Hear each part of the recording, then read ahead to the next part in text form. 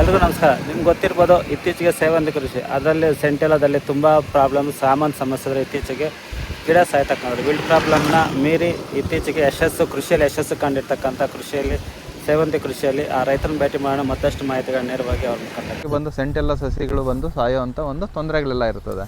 So ಇಲ್ಲಿ ಒಂದು ನಾವು ವಿಸಿಟ್ ಮಾಡಿರೋಂಥ ಫಾರ್ಮಲ್ಲಿ ಸೊ ಆ ರೀತಿ ತೊಂದರೆಗಳು ಸ್ವಲ್ಪ ಮಟ್ಟಿಗೆ ಕಡಿಮೆ ಇದೆ, ಬಟ್ ಎಲ್ಲೋ ಒಂದೊಂದು ಮಾತ್ರ ಇದಾಗಿದೆ. ಸೊ ಇದರ ಮೇಂಟೆನೆನ್ಸ್ ಎಲ್ಲ ಯಾವ ರೀತಿ ಇರುತ್ತೆ, ಮತ್ತು ರೈತರ ಇದು ಅಭಿಪ್ರಾಯ ಏನು ಇದ್ರ ಬಗ್ಗೆ, ಮತ್ತು ಸಸಿಗಳು ಎಲ್ಲಿಂದ ತಂದಿರ್ತಾರೆ, ಒಟ್ಟಾರೆ ಮಾಹಿತಿನ ಬಂದು ಈ ವಿಡಿಯೋದಲ್ಲಿ ನಿಮಗೆ ಕೊಡೋಣ ಅಂತ ಬಂದಿರೋದು. ದಯವಿಟ್ಟು ವಿಡಿಯೋ ಏನಾದರೂ ಚಾನಲ್ ಸಬ್ಸ್ಕ್ರೈಬ್ ಮಾಡಿ, ಆದಷ್ಟು ಲೈಕ್ ಮಾಡಿ, ಶೇರ್ ಮಾಡಿ. ಹೋಗೋಣ ಬನ್ನಿ. ಅಣ್ಣ ನಮಸ್ಕಾರ ಸರ್. ನಿಮ್ಮ ಹೆಸರು ಮತ್ತು ನಿಮ್ಮ ಊರಣ್ಣ?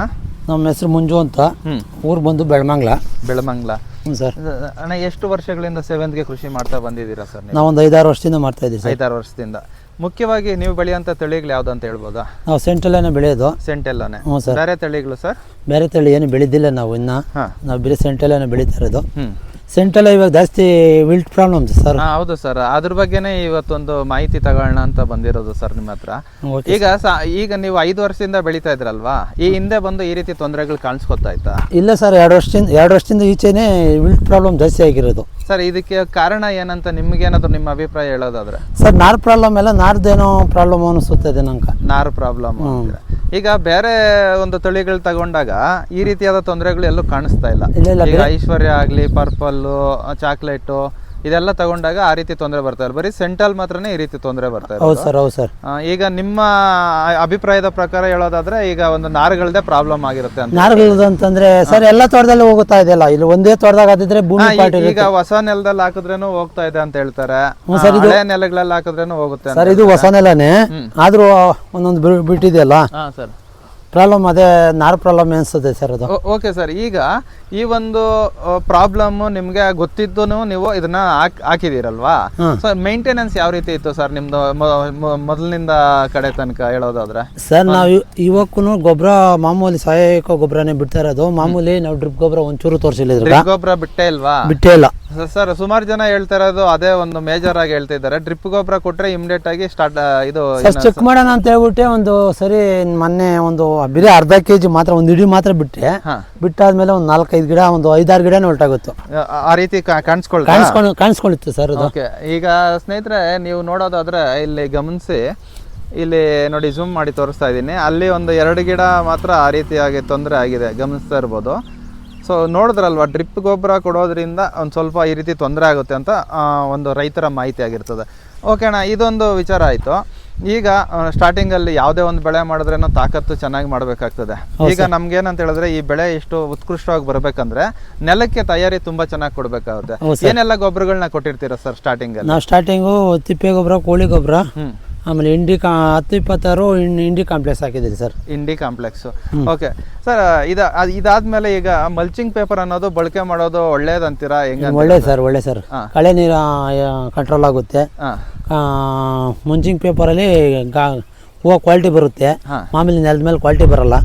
ಮಾಮೂಲಿ ನೆಲದಲ್ಲಿ ಕ್ವಾಲಿಟಿ ಬರಲ್ಲ. ಮತ್ತೆ ಮಳೆಗಳ ಟೈಮಲ್ಲಿ ಮಲ್ಚಿಂಗ್ ಪೇಪರ್ ಜಾಸ್ತಿ ಯೂಸ್ ಆಗುತ್ತೆ ಸರ್. ಯೂಸ್ ಆಗುತ್ತೆ ಅಂತೀರಾ? Okay sir. ಇದೊಂದು ವಿಚಾರ ಆಯ್ತು. ಈಗ ಗೊಬ್ಬರ ಎಲ್ಲ ಕೊಟ್ಟಿದ್ದಾಯ್ತು. ನಂತರ ಸಸಿ ಸೆಲೆಕ್ಷನ್ ಬಂದಾಗ ಈಗ ಕಲ್ಕತ್ತಾ, ರಾಯಕೋಟೆ, ಪುಣೆ, ಟಿಶ್ಯೂ ಕಲ್ಚರ್ ಈ ತರ ಏನೇನೋ ಹೇಳ್ತಾರೆ. ನಾವು ಇಲ್ಲೇ ನಮ್ಗೆ ಗೊತ್ತಿರೋಂಥ ಫ್ರೆಂಡ್ಗಳ ಹತ್ರನೇ ತಂದಿರೋ ಸರ್. ಇದು ಬಂದ್ರೆ ಚಿಕ್ಕಬಳ್ಳಾಪುರ ತಕ್ಕ ತಂದೆ. ನಾವ್ ಯಾವಾಗ ತಗ್ತಾ ಇದ್ದಿದ್ದು ಶಿಗಾಲದಲ್ಲಿ, ಅಲ್ಲಿ ಚೆನ್ನಾಗಿ ಕೊಡ್ತಾ ಇದ್ರು. ಇಲ್ಲಿ ಇವರು ಅವ್ರು ಹೇಳಿದ್ಮೇಲೆ ಅಲ್ಲಿ ಹೋಗಿ ತಗೊಂಬಂದಿದ್ದೀರಿಲ್ಲ ನಾರು. ಇದು ಚೆನ್ನಾಗಿದೆ ಸರ್ ತಳಿ. ಇದು ಚೆನ್ನಾಗಿದೆ ಸರ್. ಒಂದು ಸಸಿಯ ಬೆಲೆ ನೋಡೋದಾದ್ರೆ ಎಷ್ಟಿರ್ಬೋದು ಸರ್? ನಾನು ಕೊಟ್ಟಿ ಸರ್ 3 ರೂಪಾಯಿ ಸರ್. ಒಂದು 3 ರೂಪಾಯಿ. ಓಕೆ. ಈ ಒಂದು ವಿಸ್ತೀರ್ಣ ನೋಡೋದಾದ್ರೆ ಎಷ್ಟಿರ್ಬೋದು ಸರ್? ಇದು ನೀವು ಹಾಕಿರುವಂತ ವಿಸ್ತೀರ್ಣ ಇದೊಂದು 3/4 ಎಕರೆ ಬರುತ್ತೆ. 3/4 ಎಕರೆ ಸರ್. ಈ ಒಂದು 3/4 ಎಕರೆ ವಿಸ್ತೀರ್ಣಕ್ಕೆ ಎಷ್ಟು ಸಸಿ ಕೂಡಿಸಿದ್ದೀರಾ? 4,000 ಕೂಡಿಸಿದ್ವಿ ಸರ್. 4,000 ಸಸಿ ಅಂದ್ರೆ ಸಿಂಗಲ್ ಸಸಿ ನಾಟಿ ಮಾಡಿ? Single sir. ಸರ್, ನಾನು ಇಷ್ಟೊತ್ತು ನಾನು ಮೇ ಬಿ ಡಬಲ್ ಅಂದ್ಕೊಂಡೆ ಇದ್ದೆ. ಇಲ್ಲ, ಸಿಂಗಲ್ ಸರ್. ಓಕೆ. ಸಿಂಗಲ್ ಸಸಿ ನಾಟಿ ಮಾಡಿ ಇಷ್ಟು ಗಿಡ ಮಾಡ್ಬೇಕಂತ ಹೇಳಿದ್ರೆ ತುಂಬಾನೇ ಸ್ವಲ್ಪ ಟಫ್ ಅನ್ಕೊಂತೀನಿ ನನ್ಗನ್ಸಿದ ಮಟ್ಟಿಗೆ. ಅದರಲ್ಲಿ ಟೆಂಪರೇಚರ್ ಓವರ್ ಆಗಿತ್ತು ಸರ್. ಇಲ್ಲ ಅಂದಿದ್ರೆ ಇನ್ನೂ ಚೆನ್ನಾಗಾಗೋದು. ಇನ್ನೂ ಚೆನ್ನಾಗಿ ಆಗಿರ್ತಾ ಇತ್ತು.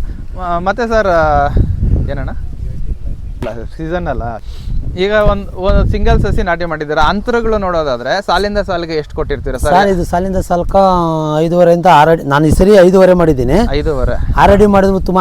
ಅಂದ್ರೆ ಮಳೆ ಚೆನ್ನಾಗಿ ಬೀಳ್ತಾ ಇದ್ರೆ 6 ಅಡಿ ಮಾಡಿದ್ರು ಉತ್ತಮನೇ. ಓಡಾಡಕ್ ಚೆನ್ನಾಗಿ ಜಾಗ ಇರುತ್ತೆ. ಅಂದ್ರೆ ಈಗ ಸರ್ ಕೆಲವೊಂದು ತೋಟಗಳಲ್ಲಿ ನೋಡಿದಿರಿ, ನಾವು ಗಮನಿಸಿದಿರಿ, ಹೆಜ್ಜೆ ಇಡೋದಕ್ಕೂ ಜಾಗ ಹೋಗ್ಬಿಡ್ತದೆ. ಹೂವು ಕೊಯ್ಲಿಕ್ಕೆಲ್ಲ ತುಂಬಾನೇ ತೊಂದರೆ ಆಗುತ್ತಲ್ವಾ ಸರ್ ಆ ರೀತಿ? ಸೀಸನ್ ಸರ್ ಇವಾಗ ಏನಾಗಂತಂದ್ರೆ ಸೀಸನ್ ಅಂತ ಇರ್ತದೆ ಇದು ಹೂಕ, ಆ ಸೀಸನ್ ಅಲ್ಲಿ ಈ ತರ ಗಿಡ ಆಗುತ್ತೆ. ಮಾಮೂಲಿ ಸೀಸನ್ ಅಲ್ಲಿ ಆಗಲ್ಲ. ಇವಾಗ ಉಣ್ತಾರಲ್ಲ ಲೈಟಿಂಗ್ ಮಾಡೇ ಉಣ್ಬೇಕು ಸರ್. ಇದಕ್ಕೆ ಲೈಟಿಂಗ್ ಹಾಕಿದ್ರೆ? ಇಲ್ಲ ಹಾಕಿಲ್ಲ ಸರ್, ನಾನು ಹಾಕಿಲ್ವಾ? ಹಾಕಿಲ್ಲ. ಓಕೆ, ಲೈಟಿಂಗ್ ಹಾಕಿಲ್ಲ ಅಂತ ಹೇಳಿದ್ರು ಸೀಸನ್ ಅಲ್ಲಿ ತುಂಬಾ ಚೆನ್ನಾಗಿ ಬರುತ್ತೆ. ಇದನ್ನ ನಾಟಿ ಮಾಡಿ ಎಷ್ಟು ತಿಂಗಳಾಗಿರ್ಬೋದು ಸರ್? ನೀವು ಯಾವಾಗ ನಾಟಿ ಮಾಡಿದ್ರಿ? ಯಾವ ತಿಂಗಳು ಸರ್? ಇದು 5 ತಿಂಗಳಾಗಿದೆ. ಅಂದ್ರೆ ಎಷ್ಟು ತಿಂಗಳು? ಎಷ್ಟನೇ ತಿಂಗಳು ಇದು? ನಾನು ಹೆಚ್ಚು ಕಮ್ಮಿ 2ನೇ ತಿಂಗಳ ಗುಣಿರ ಸರ್. 2ನೇ ತಿಂಗಳು ಫೆಬ್ರವರಿಯಲ್ಲಿ ನಾಟಿ ಮಾಡಿರೋದು. ನಿಮಗೆ ಶಾಂಪಲ್ ಕಟಿಂಗ್ ಅನ್ನೋದು ಈಗ ಜುಲೈಯಲ್ಲಿ ಬಂದಿದೆ ಸರ್. ಇಷ್ಟು ಲೇಟ್ ಯಾಕೆ ಸರ್? ಈಗ ಈ ಟೈಮ್ ಅಲ್ಲಿ ಫೆಬ್ರವರಿ ಸೀಸನ್ ಅಲ್ಲ ಸರ್ ಇದು, ಸೀಸನ್ನು ಅದರಲ್ಲಿ ಲೇಟ್ ಆಗುತ್ತೆ. ಮಾಮೂಲಿ ಲೈಟಿಂಗ್ ಮಾಡಿದಾಗ 2.5 ತಿಂಗಳು 2 ತಿಂಗಳಕ್ಕೆಲ್ಲ ಬರುತ್ತೆ. 2.5 ತಿಂಗಳಕ್ಕೆಲ್ಲ ಬಂದ್ಬಿಡುತ್ತೆ ಲೈಟಿಂಗ್ ಮಾಡಿದ್ರೆ. ಸೀಸನ್ ತಪ್ಪಿಸ್ಕೊಂಡಿದ್ರೆ ಇಷ್ಟು ಗಿಡ ಆಗಲ್ಲ ಸರ್, ಇಷ್ಟು ಹೂವು ಬರಲ್ಲ, ಇಷ್ಟು ಕ್ವಾಲಿಟಿ ಬರಲ್ಲ. ಇಲ್ಲಿಂದ ಆಚೆಗೆ ಹಾಕೋವೆಲ್ಲ ಇಷ್ಟು ಬರಲ್ಲ, ಇಷ್ಟು ದೊಡ್ಡ ಗಿಡ ಆಗೋದೇ ಇಲ್ಲ. ಓಕೆ ಸರ್, ಈಗ ನೋಡೋದಾದ್ರೆ ಈ ವರ್ಷ ಬಂದು ಯಾವ ವರ್ಷನೂ ನಾವು ಕಂಡಿಲ್ಲ ಇಂಥ ಬೆಲೆಗಳು ಆಗ್ಲಿ ಎಲ್ಲ.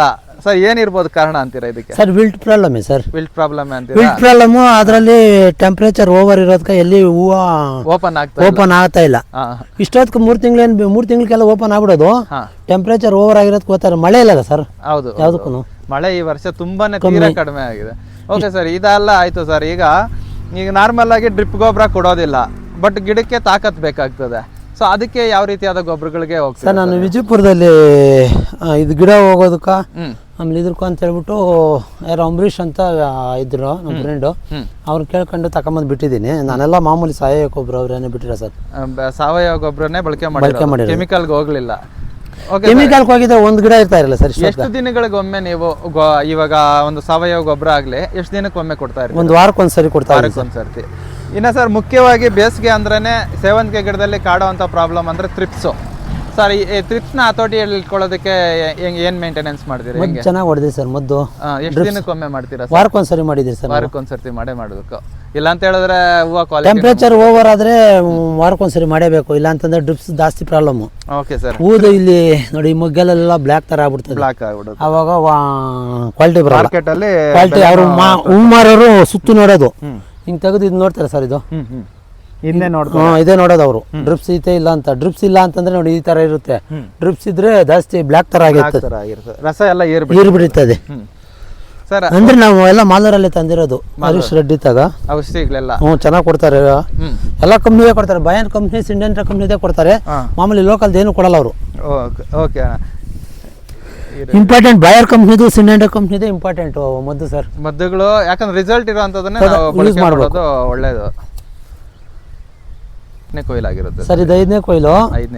ಕಟ್ಟಿಂಗ್ ಏನಾಗಿದೆ ಅಂತ ಪ್ರಾಬ್ಲಮ್ ಎಲ್ಲ ಇದು ಸೀಸನ್ ಅಲ್ಲಿ ಹೂವು ಒಳಗಡೆ ಜಾಸ್ತಿ ಇರುತ್ತೆ, ಮೇಲೆ ಬರೋದು ಲೇಟು. ಅದಕ್ಕೋಸ್ಕರ ಲೈಟಿಂಗ್ ಮಾಡಿದ್ರೆ ಏನಾಗುತ್ತೆ ಅಂದ್ರೆ ಎಲ್ಲ ಮೇಲೆನೆ ಬರುತ್ತೆ. ಒಂದೇ ಸರಿ ಬರುತ್ತೆ. ಬಿರಿನ್ ಅರ್ಜೆಂಟ್ ಖಾಲಿ ಆಗುತ್ತೆ. ಸೀಸನ್ ಅಲ್ಲಿ ನಾವು ಲೈಟಿಂಗ್ ಮಾಡಲ್ಲ, ಬಿರಿನ್ ಬರಲ್ಲ. ಇವಾಗ ಲೈಟಿಂಗ್ ಮಾಡಿದ್ರೆ ಬರ್ತದೆ ಅಂತಾರೆ, ಏನ್ ಮಾಡಿದ್ರು ಬರಲ್ಲ ಸರ್. ಸೀಸನ್ ಅನ್ನೋದು ಇರ್ತದೆ ಅದಕ್ಕ.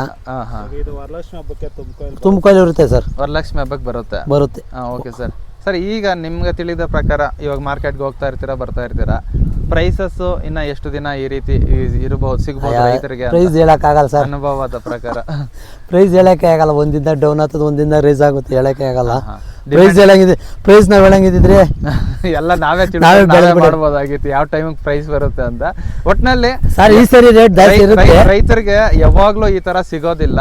ಸಿಕ್ಕಿದಾಗ ಏನೋ ಒಂದ್ ಸ್ವಲ್ಪ ಅನುಕೂಲ ಆಯ್ತು ಅಂತ ಹೇಳಿದ್ರೆ ರೈತರು ಚೆನ್ನಾಗಿರ್ತಾರೆ. ಹೌದು ಅಣ್ಣ, ಖಂಡಿತ ನೀವು ಹೇಳಿದ್ ಮತ್ತೆ ನಿಜಾನೇ.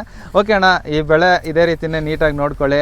ನಿಮಗೆ ವರಮಹಾಲಕ್ಷ್ಮಿ ಹಬ್ಬಕ್ಕೆ ವರಮಹಾಲಕ್ಷ್ಮಿ ನಿಮ್ಮ ಮನೆಗೆ ಬರಲಿ ಅಂತ ಹೇಳ್ತಾ ಇಷ್ಟೆಲ್ಲ ಮಾಹಿತಿ ನಮ್ಮ ಜೊತೆ ಹಂಚ್ಕೊಂಡಿದ್ದಕ್ಕೆ ನಿಮಗೆ ನಮ್ಮ ಕಡೆಯಿಂದ ಒಂದು ಧನ್ಯವಾದಗಳು ಅಣ್ಣ. Thank you sir.